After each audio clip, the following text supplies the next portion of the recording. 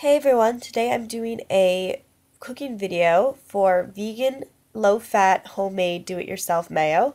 First, you're going to need your ingredients: garlic powder, paprika, lemon juice, mustard. You can use dried mustard seed or any kind of yellow mustard that you have. Measuring utensils, measuring cup and tablespoons, teaspoons. Cornstarch. You can also use unbleached flour. Vegetable oil. Apple cider vinegar, sea salt or table salt, a small saucepan, a blender or food processor, 1/4 cup of cashews. I've soaked them, but you don't have to soak them. And also you'll need some agave nectar or maple syrup. First thing you're going to want to do is measure out 1/4 cup of cashews. Now, like I said, I chose to soak mine for a couple hours. You can soak them up to a night.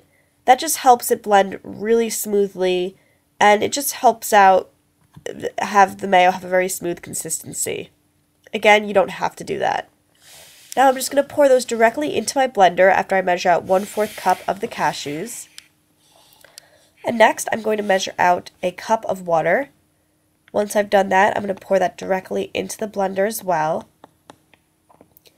And then next, I'm going to want to measure out my cornstarch.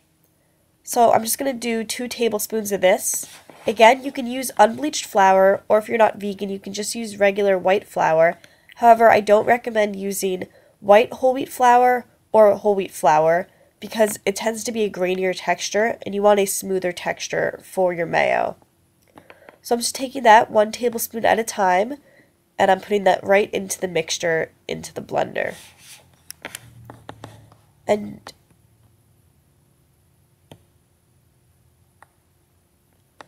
now I'm going to take this and I'm going to blend it all together until it gets a very smooth consistency. Now that I've done that, you can see it's very smooth, just a nice kind of creamy, white, watery consistency. I'm going to want to pour that into my saucepan. Pour it really carefully so you can watch out and try to catch any chunks of cashews that remain at the bottom of your blender or food processor. You're not going to want to use a sifter though, or a drainer, anything like that, because you want to keep the cornstarch in there to help thicken it as you heat it. So now I'm going to take the saucepan, I'm going to put it over on medium to high heat, and I'm going to heat this up, stirring it constantly while I heat it. It's very important to make sure you keep stirring it. And as you do this, it's going to thicken considerably. I prefer to use a rubber spatula to stir it for 2 reasons. One, because it's rubber, it won't heat up and hurt my hand, so I can just leave it right in the pan as I continue to stir it. And 2, spatulas are really great for scraping. It'll help when it's nice and thick at the end when I want to scrape it back into my blender. Now, if you're good at multitasking, this is a great time to mix together your other ingredients and get it ready. If not, you can just wait until later when you're cooling off your cashew mixture. So I'm going to grab a small bowl to start mixing my ingredients together, and I'm going to grab my measuring tools. First, I'm going to take 1/4 teaspoon, and I'm going to do 1/4 teaspoon of garlic powder. Next, I'm going to take some salt, and I'm going to be using 1/2 teaspoon of salt.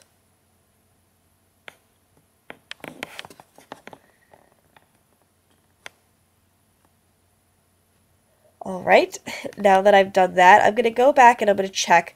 If you are multitasking, like I said, to make sure you are aware of your cashew mixture, you want to make sure you keep stirring it as it bubbles and thickens. Next, I'm going to take my paprika, and you're just going to do a small dash of paprika, nothing more than that. Next, I'm going to take my mustard, and I'll be doing 1/4 teaspoon of mustard. I'm just going to measure that out, put that right in. I want to apologize for my voice, guys. I'm getting over a cold, so I know I sound super nasally. Please bear with me. So now I'm going to take my lemon juice, and you're going to want to do a teaspoon of lemon juice. I'm using a 1/2 teaspoon measure, so that's why you see me doing it 2 times, but it's only 1 teaspoon of lemon juice that's going into the mixture. Alright, after we do the lemon juice, we're going to take our agave nectar. Again, you can use rice syrup or maple syrup. You just need a kind of sweetener, but it has to be liquid. You can't just use plain sugar. And I'm going to be doing 2 teaspoons of this. That's why I'm doing it 4 times. So 2 teaspoons of agave nectar or maple syrup, whatever kind of liquid sweetener you have. So next, I'm going to take my apple cider vinegar, and I'll be doing a tablespoon of this. So just measure out a tablespoon. It's all going together in that same small bowl. And now I'm going to grab my vegetable oil. You can also use canola oil if you like. I just prefer vegetable oil though. And you're going to measure out 2 tablespoons of this. And again, it's going to go directly into your mixture.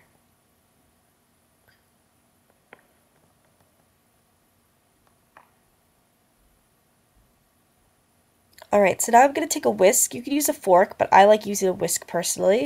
And I'm just going to stir all the ingredients together, get them mixed really nicely.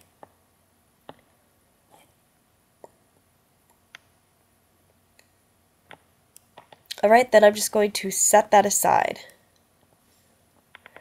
Now what you're going to want to do is make an ice bath for your saucepan. I just put some ice, and I'm going to put some cold water in now. That's why it's good to use a small saucepan, because you're going to want to be able to fit it into a nice ice bath. If you have a larger saucepan, just adjust with a larger bowl. So now I have my ice bath all prepared with my cold water and ice cubes. You don't want to fill it up too high because the water will be displaced when you put the pan in. So now that I've heated up, it's about this thick consistency. I made mine a little bit thinner just because, you know, whatever reason, but really you want it to be a little bit thicker than I'm showing you right there. Anyway, you're going to place that gently. Make sure, again, no water gets inside of it, that you didn't put too much water in your ice bath. You're going to stick it in there and just let it cool, not until it's cold, but until it's room temperature.